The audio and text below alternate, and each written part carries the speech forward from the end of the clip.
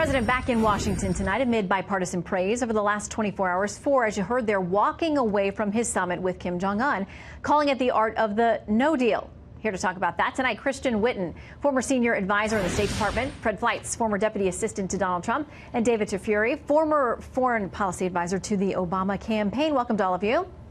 Thank you. Good to be here. Okay, so David, what do you make of the White House's response and the way that they are describing what happened here, saying the Obama administration didn't walk away from the Iran deal, which they have absolutely eviscerated and walked away from now, but saying this president knew enough to walk away from something that wasn't going to be good for the U.S.? I think that's a great talking point by Sarah Sanders. I give her credit for that. I give the president credit for having the courage to walk away. I think it was the right decision for him.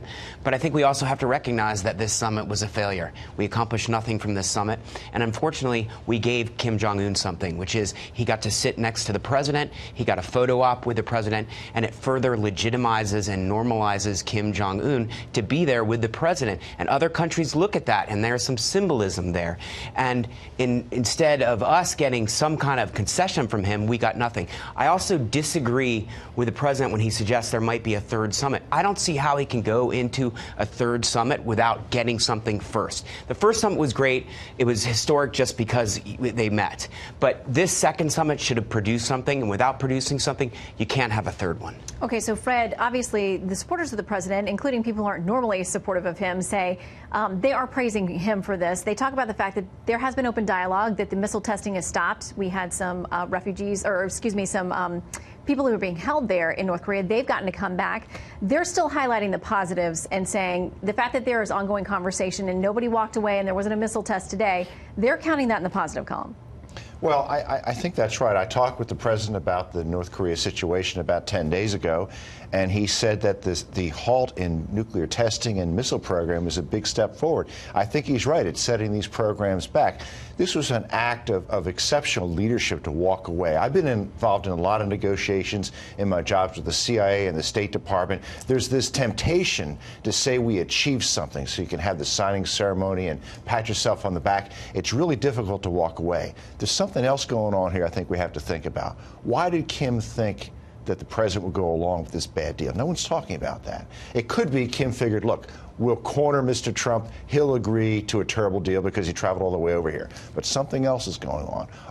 Over the last week on this network, we've heard repeated reports that there were lower-level State Department people who wanted to go too far.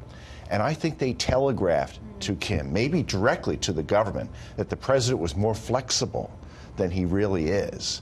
And I think that the administration has to look into this and make sure that everybody's on the same page. Okay, so you're saying that within the Trump administration itself, there may have been a split there about what the White House, the highest levels, the president thought was appropriate versus State Department employees who were there doing some of the laying the groundwork, the foundational work. I think that's probably right. I mean, you saw the reports this week where high-level officials were concerned that there were people doing the negotiations who might be ready to give way too much. Well, I think the North Koreans heard that. Okay, Christian, what do you make of that? I mean, this is your area of expertise. You know how this works.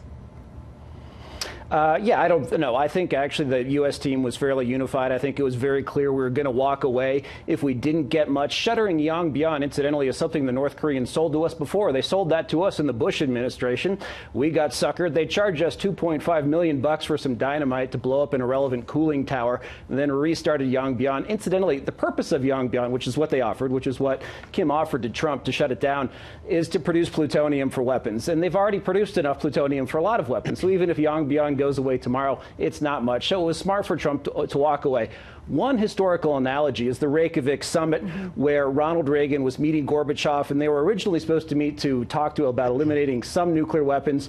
Gorbachev got to the point where he was willing to give up almost all of the Soviet nuclear arsenal if the U.S. gave up its own, but they demanded that Ronald Reagan give up on the idea of missile defense, on the idea that you would actually defend the American people from nuclear attack rather than avenge them. Reagan said no, he walked away, and it terrified the Soviets. And a year later, later, we actually got an arms control agreement that eliminated an entire class of weapons in Europe. Walking away from these, I just disagree with the idea that Trump lost this and we didn't get anything. I think Trump did a very good thing with the North Koreans, and also the Chinese took notice about that. They think they can pull a fast one on Trump with this trade deal that's coming together, and today they saw that the president is actually not in it for the photo op, not in it for the political upside, that he'll walk away from bad deals. Well, David and Fred, what do you think about that?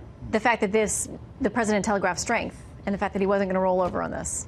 Well, I think Christian is right that this could help for any future discussions and negotiations or a summit with China about some of the differences that we have with China. They have to think, okay, well, the president might walk away from us like he did from North Korea. But on the other hand, this is kind of great for China because now China has an excuse also to deal with North Korea. It has an excuse to ease sanctions, to continue to deal. Which a lot of people would argue it's been doing. Yeah, it has been doing. It is helping North Korea evade sanctions, and it can do more of that and continue trade with North Korea. And that they were empowered and emboldened to do that by the fact that the president met again with Kim Jong Un in this summit, which got so much attention but really didn't produce anything. The other winner in this is Dan Coats. Remember, he said as the leader of the DNI that he didn't believe that North Korea really intended to give up its nuclear weapons. The president disagreed with him, said he was wrong, but it turns out he was right. Okay, Christian, I hear you laughing, so I got to give you a chance to respond to that.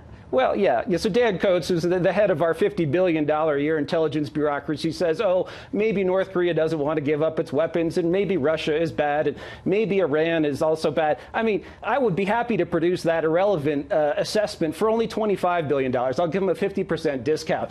Dan Coats, the director of national intelligence, both the person and the institution are irrelevant. That is supposed to produce intelligence, which is information we don't have, and make the job of the president and our combatant command it's easier.